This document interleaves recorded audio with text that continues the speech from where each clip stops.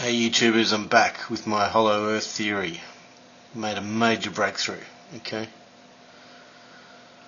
It all started with Nikola Tesla saying that the earth was nothing more than a hollow metal ball. I can't remember where he said it, but he did say it somewhere. And modern day researchers have also said that the earth rings like a bell whenever an earthquake happens. And I think I stumbled upon a couple of hollow earth videos on YouTube and started researching hollow earth theory. So anyway, in my research I came across this map here, Mercator's map of the Arctic, the North Pole. Okay, so let me enlarge that.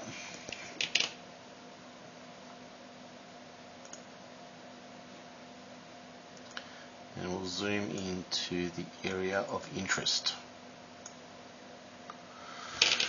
Okay, so what we have here is a map of the North Pole as it was in the early 1500s. I believe the map was sourced from much older maps, so it could be going back many hundreds of years, who knows exactly.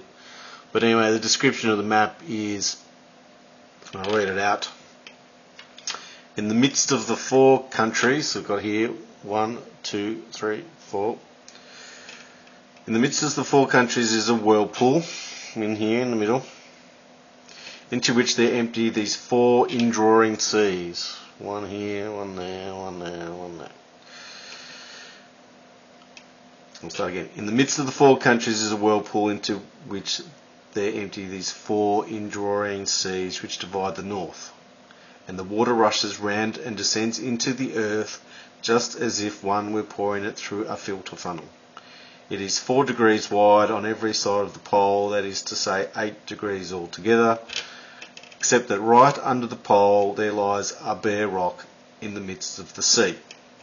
Its circumference is almost 33 French miles, and it is all of magnetic stone.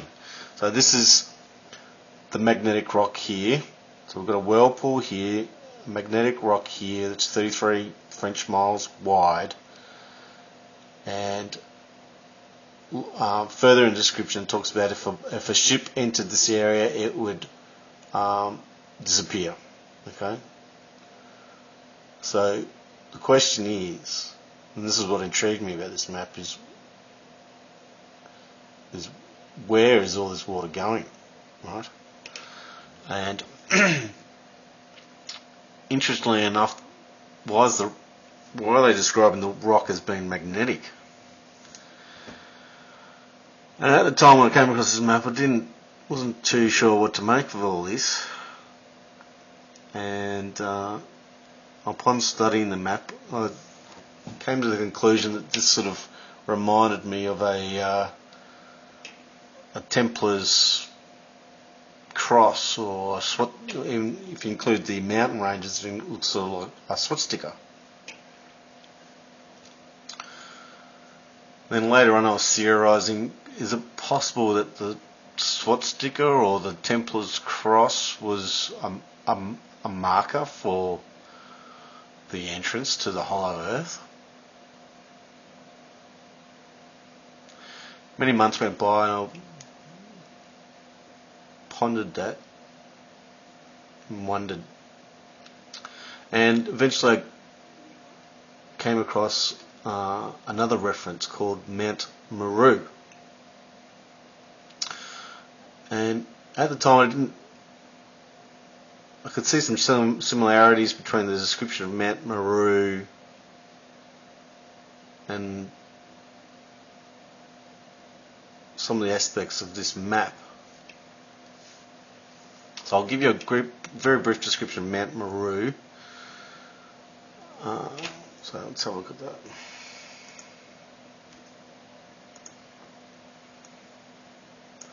Mount Meru. So the question I'm posing here is Mount Meru the same as Rupes Niagara from the Mercator Map? I believe it is. Mount Meru is at the North Pole and it's underwater. It is my belief that Mount Meru is that magnetic rock in the middle of the whirlpool. That magnetic rock is the top peak of the mountain. That mountain goes inside the earth and is very, very high. You think about it. If there is a mountain extremely high and it's magnetic, that's your magnetic North Pole, isn't it? Runs through the whole planet. So the modern day scientists are sort of semi-right if this is all correct. Anyway, let's have a look at the description of Mount Meru. Okay, I'm not going to bore you with heaps of details. If you want to do some research, look it up. I just want to give you the key parts, right? And I'll zoom in on this bit here. It talks about Mount Meru of Hindu traditions, blah blah blah, having the sun along with all its planets in the solar system revolve around it as one unit. So that's going on to basically say that the sun and the planets revolve around Mount Meru in a circular pattern. Okay. Now, I think when I initially read this, I didn't know what to make of it. And it's only just recently that I was reading another book called, I think it's Vedas in the Arctic, or Arctic in the Vedas, one of those, it's one or the other. And I skim read the book. I was looking for specific things. But in that book it talks about, in the North Pole, the planets revolve around in circles, which I didn't know. Unless you lived there, you wouldn't know. So apparently up there, you can watch the sun and the planets revolve around in circles in what I gather is daylight, and presumably night time. I haven't fully read the book. I haven't finished reading the book. I'm skim reading it at best. But so the connections are there. This places the description of Mount Meru at the North Pole. Okay.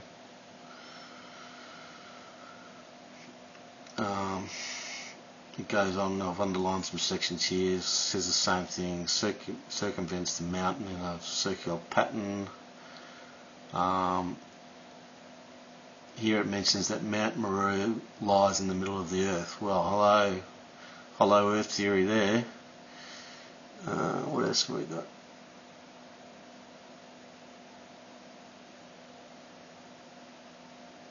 It talks about it being very, very tall.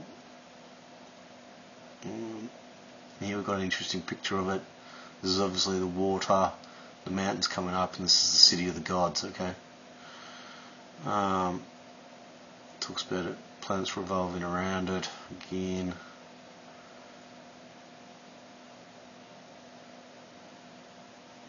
Talks about the golden city at the top.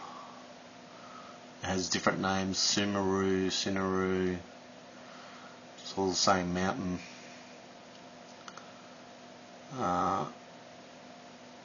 Yeah, this is what got it for me.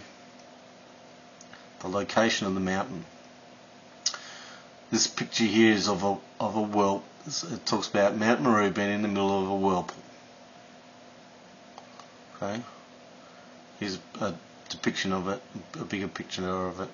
It's the whirlpool there, Mount Meru in the middle. I've written some details here.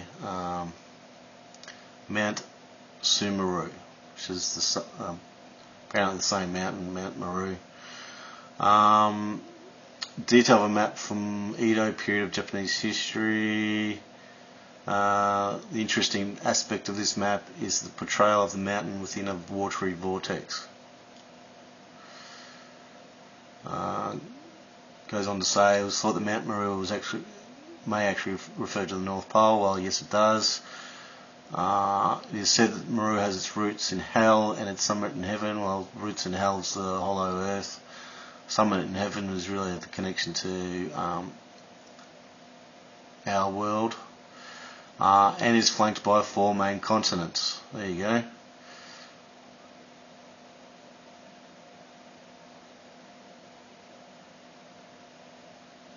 So there you got the description of the 4 main continents. You got a description of a whirlpool with Mount Meru in the middle, and you got a description of it being very, very tall, and it's within a whirlpool.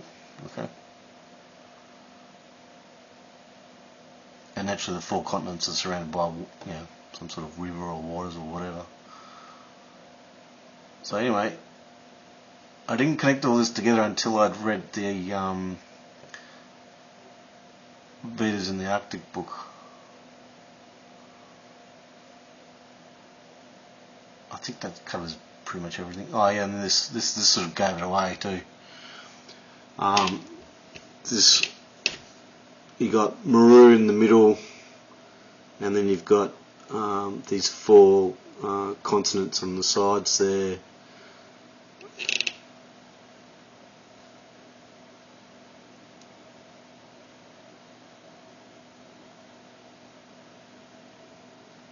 And here's another symbol. Once you see the symbols, you know exactly what it's talking about. You've got the mountain ranges, Mount Meru in the middle, whirlpool. This, I guess, symbolising a whirlpool going around and around. So all these, you've got the Templar Cross. You've got all these people wearing these emblems and not knowing what it means. Okay. So you compare those emblems to Mercator's map, and there you've got the peak of the mountain underneath the water going into hollow earth.